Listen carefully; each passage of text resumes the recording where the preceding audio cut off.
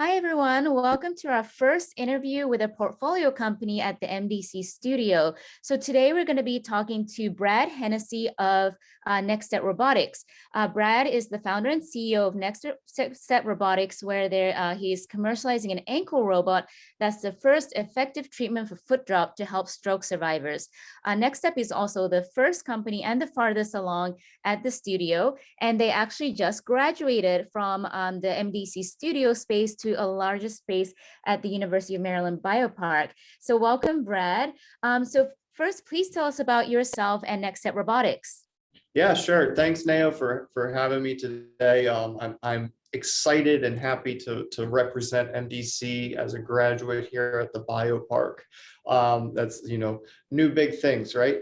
So NextStep Robotics, like you said, we're developing the first effective treatment option for foot drop. Right now, chronic stroke patients are left with basically rigid devices that lock their ankle into a 90-degree angle, which serves a purpose, helps prevent falls by making sure their toe doesn't drag on the ground and things like that. But as soon as they take those braces off, it goes back to where they were, and they're still fall risk. So when they're in the middle of the night, having to get up to use the restroom, things like that, there's still a large number of falls. And in fact, I believe it's a little more than 70% of strokes actually have a fall within their first year of a stroke. So falls are a significant problem, and foot drop is a big issue with that, with those falls, and in general, single side weakness. So we're developing a robotic therapy that's to be used as a tool by physical therapists under their supervision in the clinics. And what it does is it basically measures how much a person is able to do while they're walking, and then provide an assist as needed approach that adjusts in real time from step to step to make sure that they are getting the most out of their therapy, able to do as much as they can.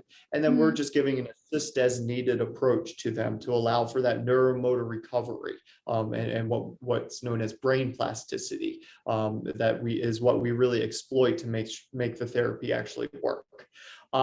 So I started with NextStep actually with the founders, my co-founders, actually as an intern at the Baltimore VA, the Maryland Exercise Robotics Center of Excellence, with my co-founder, Dr. Rich Macco, who was the founding director of that Center of Excellence.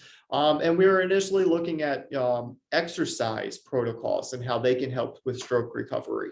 And what we found is that a lot of the stroke patients can only exercise up to a certain level before they plateau because of biomechanical limitations. And we identified foot drop as being one of those leading kind of biomechanical limitations. So now you're talking about not just being able to recover properly from stroke, but you're also talking about reducing how much they can help their own cardiovascular health through exercise and things like that. And you create a sedentary individual, which we all know goes further and further into even worse health implications. So I started with the group back then. We identified foot drop as the problem. Dr. Macco contacted some people at MIT, Neville Hogan and Eagle Krebs, namely, who are well known in the rehab robotics field. And they had a graduate student or a postdoc at the time, Dr. Ananda Roy, who's my other co-founder, who actually came down here and worked at the University of Maryland and helped build the first ankle robot design. We did that as a seeded game, working with MIT to see how it could work out as a video game type thing. And we didn't get as much positive efficacy that we saw that had been seen in very similar training protocols for upper extremity. So that's where we hypothesized that the issue here is that walking is so much more complicated than a lot of upper extremity tasks. So we said we need to take this robot over ground. We're going to start by doing that on the treadmill. Anendo invented our control system that has feedback from various sensors so that we can adjust it during the gait cycle while they're walking over the treadmill initially. We saw great efficacy in those early studies, 85% reduction in reliance on assisted devices like canes, walkers, and ankle foot orthotics across the people in the robot group. And then so the next step was to take it to a point where the robot can be over ground, and it can be more kind of real world training rather than the regular gait patterns that we see on the treadmill. So we started NextStep to basically miniaturize and portabilize the system, make it an affordable form factor that wasn't so high resolution research grade, but was basically good enough, right, to do what we needed to do. So we've done that now. We're going through final verification and validation for FDA IEC standards and things like that. And we're starting our clinical trial with the AMBLE device actually right now at the University of Maryland Rehab and Orthopedic Institute. That was a lot. Wonderful. That sounds amazing. And I know when you were still at the MDC Studio space, sometimes I would see, a patient recovering from stroke, trying out your ankle bond. That's really incredible to see, because that's what we're all aiming for. Yeah, you got it. And I'll just go into a little bit more there. But when we came to MDC, we came to MDC because we needed an engineer. We needed to portabilize and miniaturize the device. Our research version was $140,000 system that was attached to a controller that was about the size of a washing machine. We wanted to get it. Yeah, it was big. And we wanted to get it to a system that was battery operated, and it had the controller was on board the system so that it could, like I said, we could go over ground. PTs even like to do stuff outside and walk in the grass and things like that, if that's what the patient's goals are aligned with. So we approached it in a way to try to make it as facile as possible to fit in a PT's regular workflow. That was the goal there. MDC was perfect alignment for us. We were introduced to them.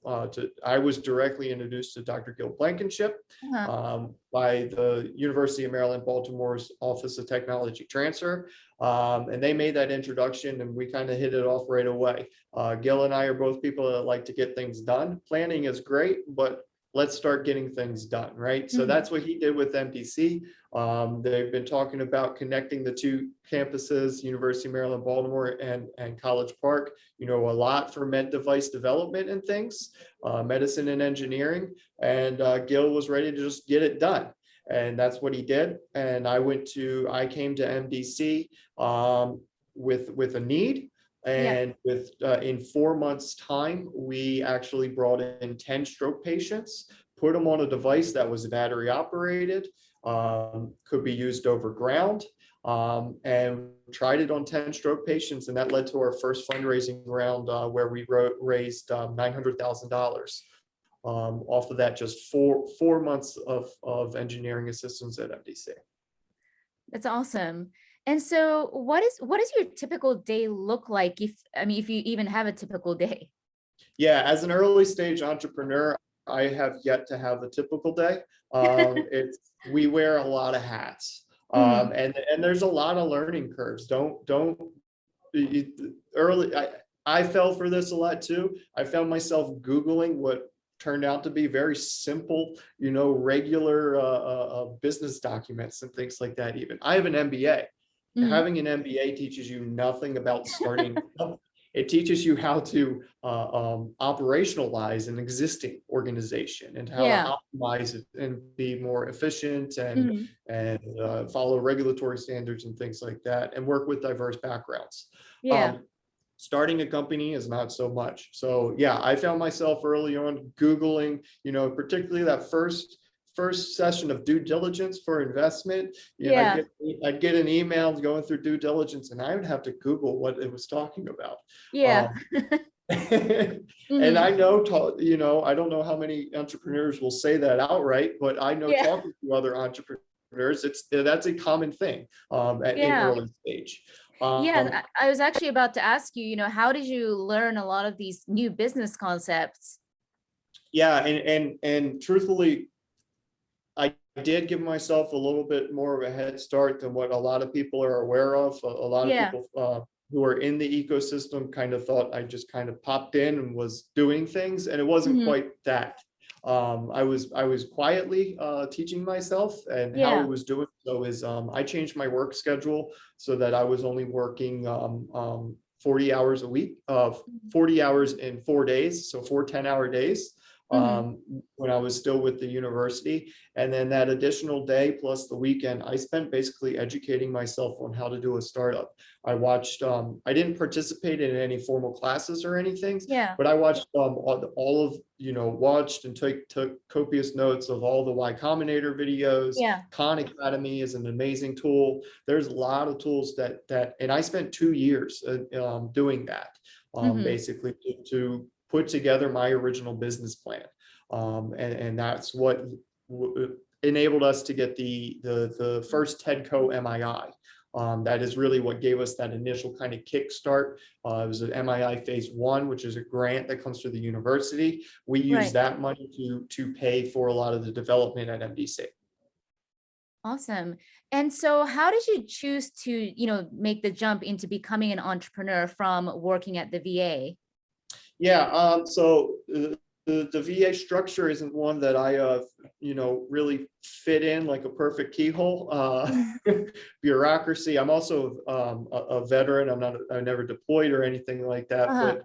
But again, I've experienced those different levels of having to follow chain of command and things Right. like that, and bureaucracy, and it just I'm a little too impatient for that.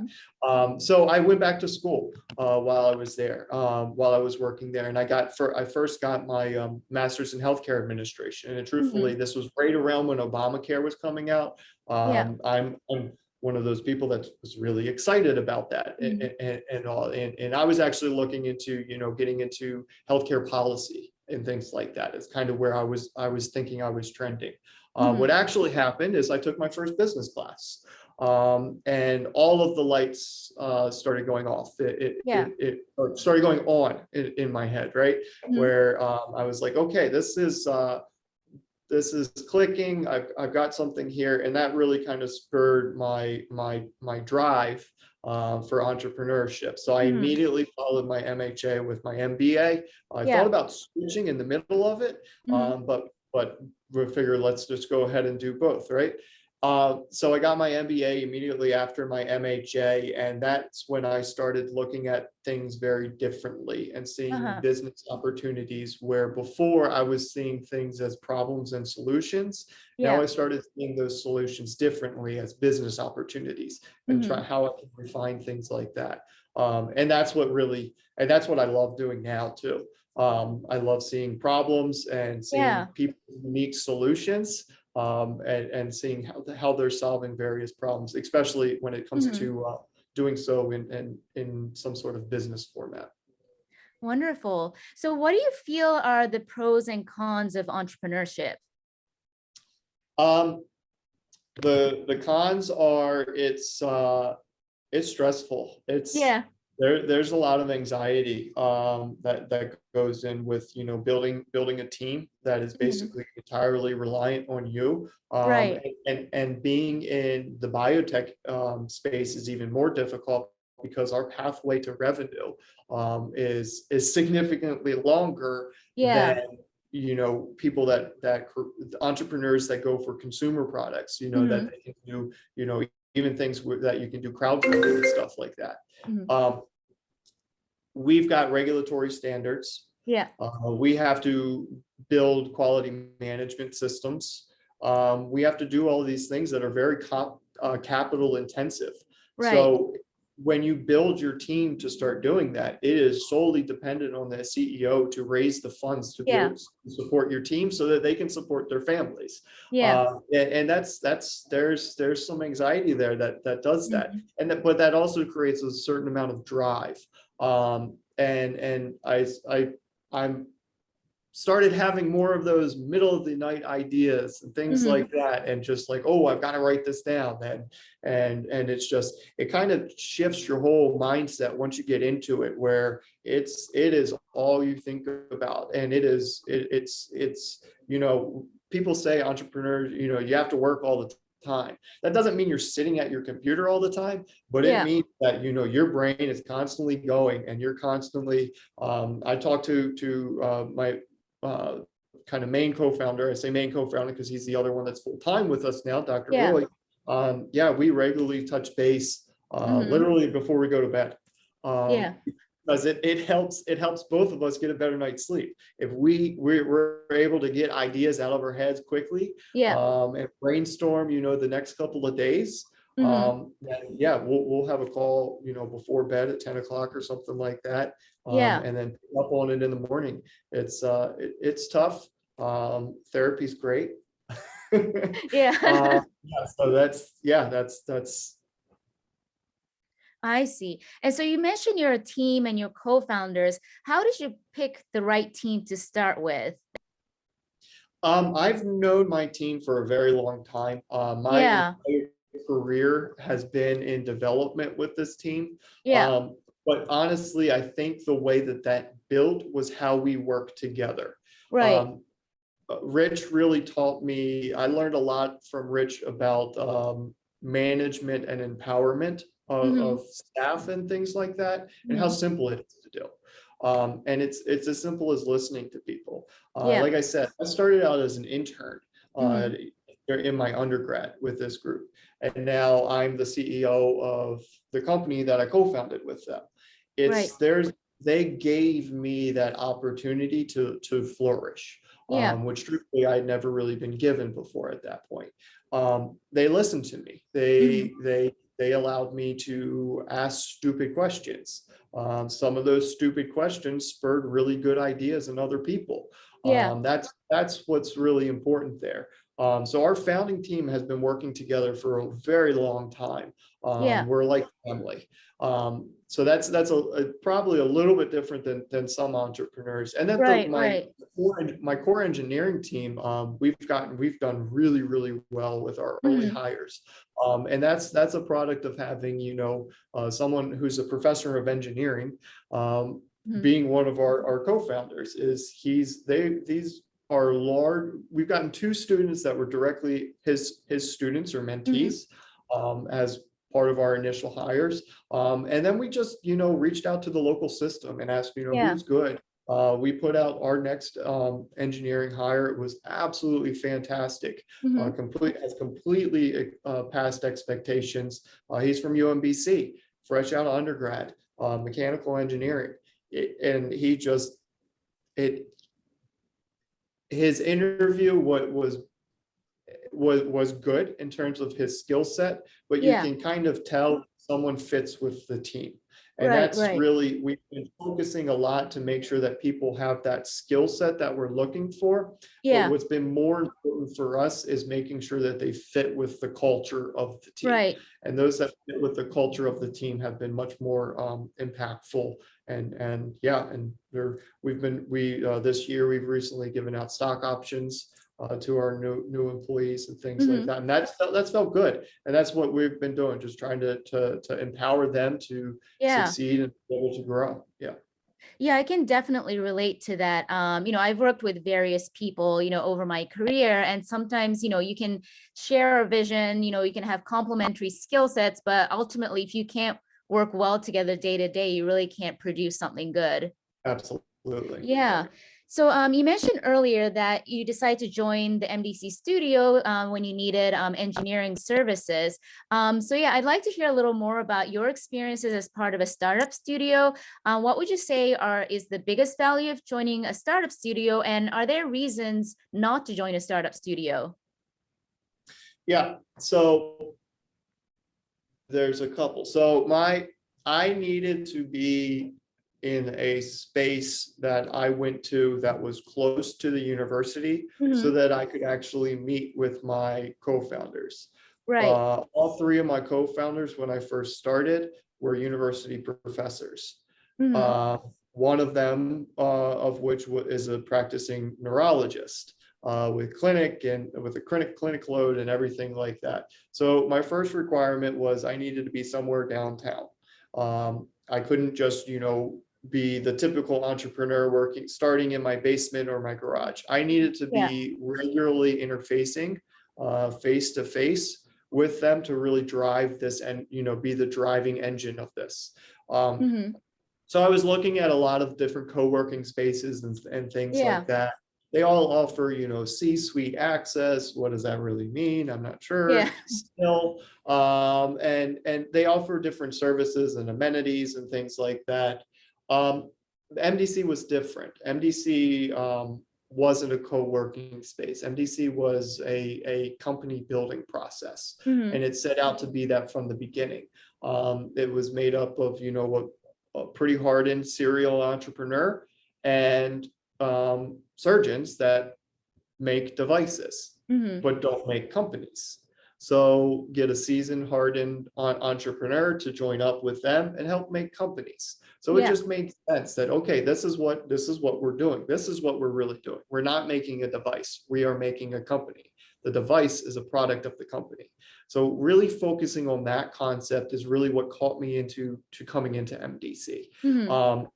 And then it's not just paying rent to have a desk. It's, Right. you pay the fee and you get actual access to engineering and things. The Yeah. other thing that it did was it gave us, with the other companies that were there, while we were first, there were soon a couple other companies joined soon after, Sonosa being one of them, who brought Hmm. an absolutely one of the best engineers I've met, Stephen, to the team. Now we started to build almost an engineering brain trust. And what was really powerful was Stephen would run these engineering meetings Hmm. on a weekly basis, where all of the company's engineers who were working on these early stage products would get together and they would meet and they would discuss what they were working on and what their current blockers were. So Hmm. similar to a sprint process, but Yeah. not quite so rigid. So what that meant was, okay, my two engineers, which is what it was initially, would sit with maybe, I forget how many, but it was maybe like 8 other Hmm. engineers and say, this is what we're working on, this is our blockers. And you've got all these other people with their various diverse experiences in similar fields that can say, okay, I ran across something similar and this Hmm. is how we did it. Don't do this, it won't work. It really helps save a massive amount of Yeah. engineering time and problem solving, basically having a brain trust of engineers, of the ones doing Yeah. the work. And then even further beyond that, there's the brain trust of all the surgeons who also participate Hmm. in, the business development side of things and Yeah. things like that. So Yeah. it was it was very well rounded, Yes. for sure. Yeah, and I know I've definitely benefited from, there's a constant, there's a concentration of medical device and other medical technology companies at the MDC studio. And I think that's really helpful because you can, we're all, medical devices have, a unique path to market that you don't find in, every other industry. And so it's really helpful to have someone where I can just say, hey, what was your experience with tech transfer? Or, hey, which regulatory consultant did you use? Does it sound like, a 510K or PMA, things like that. So I think, yeah, I definitely relate to that. Yeah, and that was MDC was kind of just really still getting, excuse me, set up Yeah. when I first got there. And so now it's my understanding is you guys have some of the things that were really difficult for me, and MDC took that feedback from me, and seems like they've really acted on it, and the other entrepreneurs there. And then there's a couple things that are hard to set up initially, and you don't know how to do it as just an entrepreneur. Right. Need legal Mhm. assistance. Yeah. Don't try to do things on your own. Don't try to write your own articles of incorporation. Yeah. Um, you need legal, you need accounting, Mhm. you need banking. Those 3 things were not easy for me to find. I could not get an accountant to return a phone call at Yeah. all. Now, maybe my issue was that I started the company in April. So Yeah. typically the accountants are quite busy in April. Hmm. But I could not get an accountant to return my phone call. I finally did. And I worked with them for a little bit, and then I found a much more appropriate accountant once, I got exposed to the Hmm. ecosystem a little bit better, and was able to actually raise some money. And so you got money, it's suddenly easier to find these things. Hmm. But yeah, legal, accounting, and then a bank. I mean, for banking, Yeah. I went, the big bank down the street. Yeah. Uh, they're good. They provide an account, so that you can set up your various registrations to apply for grants and stuff. Hmm. But they don't really, they're not so invested in you as a business or as an entrepreneur, and even so as an ecosystem. Hmm. So now again, we found a more appropriate. We use Brett Schreiber at Fulton Bank. Yeah. And it is my understanding that MDC has made, connections with him. Yeah. But now, and we used for legal, we got really lucky. I did a ton of research on who to go for legal. And I stumbled on the law firm Gordon Feinblatt. Yeah. And Michelle Walsh-Bresnick is my legal help there. But yeah, we got really lucky with that. We found that group before we started working with MDC and everything. But again, now MDC, they can contact you Yeah. to that law firm or a different law firm that's, and if you're getting an introduction from a startup studio, Hmm. accountants will actually return your calls. Yeah. Um, I see. And so something I find difficult a lot of the times with being an entrepreneur is that, we frequently don't have someone telling us what to do. And a lot of the times we need to decide for ourselves what we should be doing or what we need to prioritize over something else. So how do you choose when to stick with a path or change directions and pivot, or just, jump into something new? Yeah, early on that was hard. Yeah. Now I have so many balls in the air. There's not enough time. Not that there's not Yeah. enough things anymore. But Mhm. initially it's um there's a lot of time spent on refinement, right? Yeah. Refining your pitch, Mhm. refining your executive summary, refining your business plan, even your Mhm. business model canvas, things like that. That initial time when you feel like, okay, I don't know what I should be doing, you should be refining things. You should be Mhm. reaching out, seeing who you can get feedback from on your pitch Mhm. and things like that. Pitch early and often. Yeah. And what I mean by that is find people you don't have a chance of getting funded by, right? Mhm. They give fantastic feedback Mhm. because you'll go pitch to them and they'll kind of get the feeling you're way too early for them. And they'll Yeah. tell you, oh, you're way too early. Ask for that critical feedback. Mhm. Take it in and chew on it, and you use that to refine your pitch further. They ask questions early on when I was pitching. They would ask questions that I didn't have the answer to. So my answer was, "That's a great question. I'll have to get back into it for Mhm. you." You better believe in my next pitch, the answer to that question was included. So it's Yeah. basically trying to whittle down the amount of questions that are left in your pitch. Yeah. So yeah, I pitched I even went to a couple pay to pitch events, Yeah. because pay to pitch events are the ones that have, um, a lot of times they have the investors that have $1 billion portfolio. Yeah. You can't get to that. You can't pitch in front of that person as a seed stage company, Yeah. unless you have just an incredibly compelling concept Mhm. and data and things like that. So yeah, paying a little bit to pitch in front of that person Yeah. was actually super effective for me. And they asked questions that I had never been asked Mhm. yet. I had already done a lot of these pitches at that point. Yeah. They asked more questions that really made me look at, reoccurring revenue models and things like that I hadn't really been looking into so much. Mhm. I see. So how do you balance running a company and everything else in your life? I make a point of that, actually. I Mhm. make a point to have a good, strong work-life balance. I have a Yeah. young family. I've got two daughters that are in elementary school, Hmm. an incredibly supportive wife. Hmm. Yeah, I make a point to make time Yeah. for them. That's incredibly, that's the most important thing to me, Hmm. honestly. So I make sure I make time for that. Um, and sometimes that means working when I don't necessarily want to work, having Yeah. the 10 o'clock phone calls and stuff like that. But if Hmm. it meant that I got to spend, some more time or go to a school event, Yeah. I'm all for it.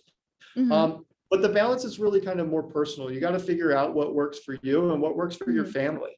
Yeah. And don't there's this ridiculous push that you see on everyone likes to drag on Facebook and everything like that.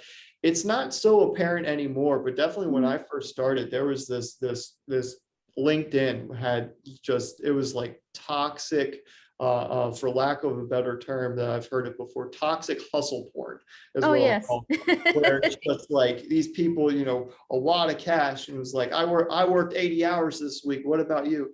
I don't care. I worked 40 hours this week, and my 40 hours were probably more effective and efficient Hmm. than 80. Yeah. I'm all about working smarter, not harder. Right. Right. Find out what things. It's someone who actually keyed me in on this, and I've been doing it a little bit more now, Hmm. and it's a brilliant idea when you have the ability. Deborah Hemingway. Uh, Yeah. outsource whatever you can. If it's Yeah. cheap to outsource it, free up that time Hmm. for yourself, and realize that those are investments, not just outsourcing company things like accounting, Yeah. payroll, and stuff like that. Outsource some things in your home too. Hmm. I never grew up in somewhere that could have someone that had helped clean the house and things Yeah. like that. It's that is an incredible investment, and you're helping support a small business. Yeah. So it's one of those things. It's all around good. It frees up that amount of time. You're not worrying about having Hmm. bathrooms and stuff. So yeah, with Deborah's thing about outsourcing it's one of those things she said. I was like, oh, that's really smart. Yes.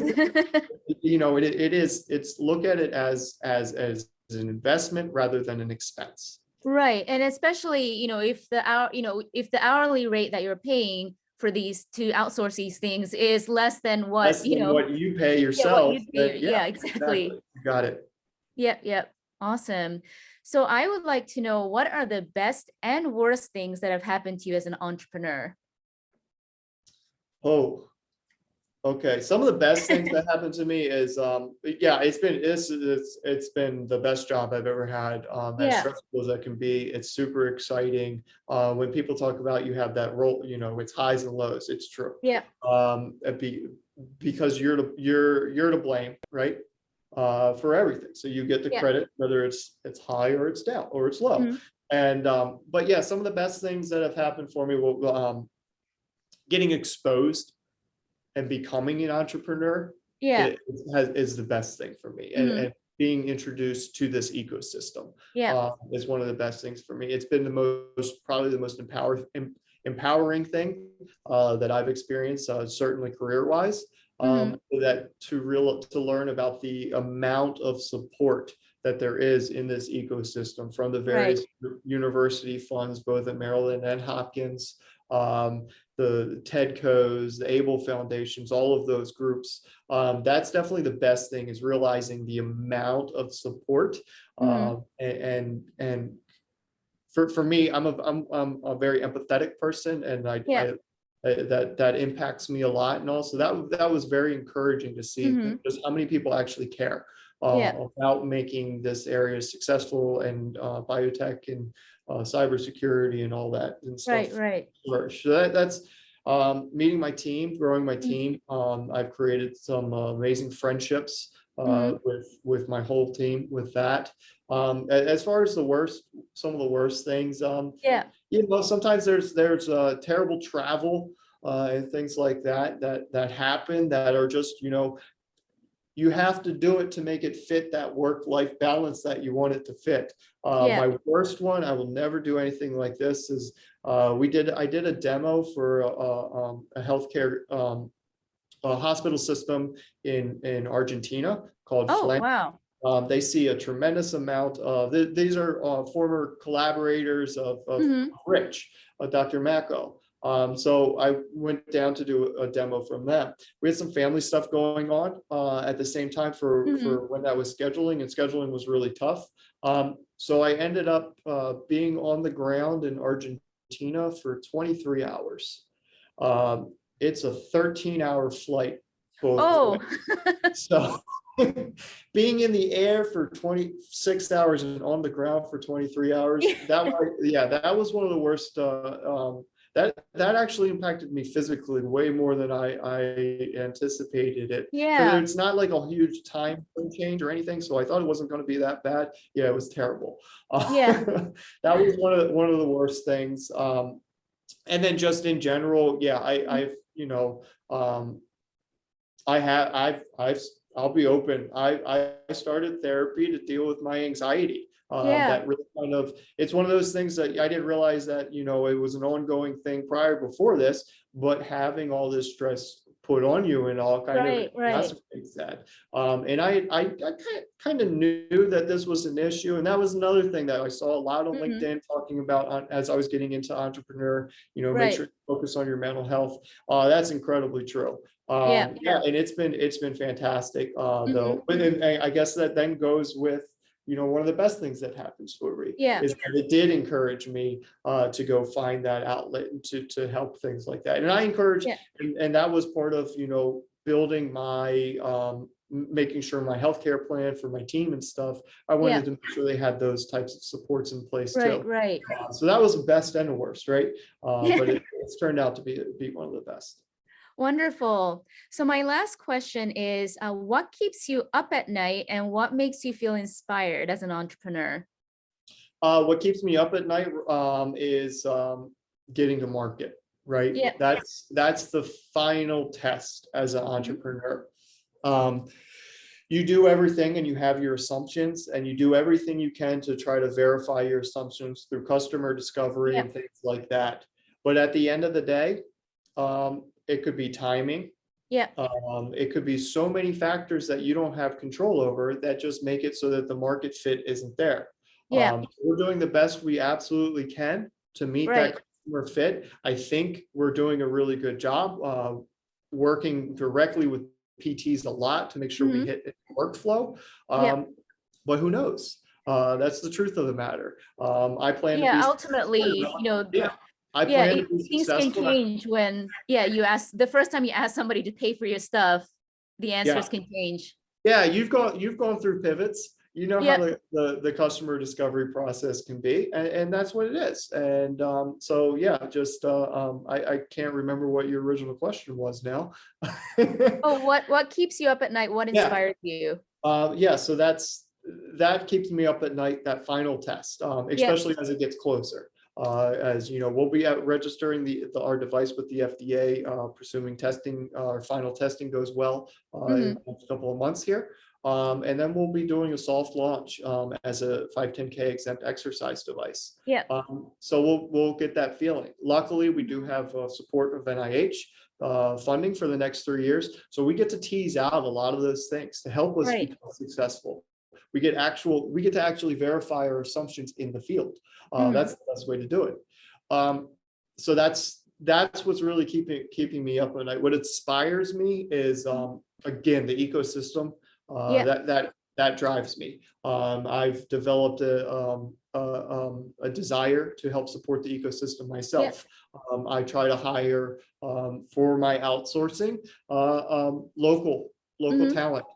We're cleaning in the office again. Hiring someone local. I'd like to hire someone. We're doing a fundraising now. Right after that, once we close this round, one of the small things that we'll be doing with that is we're going to have a part-time kind of office management person. I'm going to hire someone that can walk to the office. Yeah. You know what I mean? Like someone that's literally in the community Mhm. so that they can walk to the office. That's who I want to hire for that position. Yeah. So that really inspires me to be able to help in that sort of way. Mhm. The other thing that inspires me is again being able to help in the medical device sense. Right. And with our clinical trials that were the clinical trials on the earlier device that were being run at the VA. It's incredibly inspiring to see people Mhm. hit their goals. My favorite one was we had a woman who was, I believe she was 7 years after her stroke, Uh-huh. and her goal every year when she went to physical therapy was she wanted to be able to walk barefoot in the sand. Oh, She couldn't do it. They had a place in Ocean City that they like to go to. She couldn't walk on the beach anymore, yeah. particularly barefoot. Yeah. After 6 weeks with us, she went to Ocean City and she walked barefoot in the sand for the first time in 7 Oh. years. So it's those anecdotal Mhm. little things that I love to hear. I love Right. hearing patients tell me, I went grocery shopping. Yeah. They did a full grocery shopping trip because didn't get so tired that they had to stop. Yeah. Things like that. Just think those are the things that really inspire me. Wonderful. Well, thank you so much, Brad. You're always a wealth of knowledge. This was amazing. Thank you. And all the best moving forward, getting to market. Thanks, Nail. I like to talk, so hope it wasn't Yep. too much Thank you, Brad. informative, but yeah, thank you. Bye.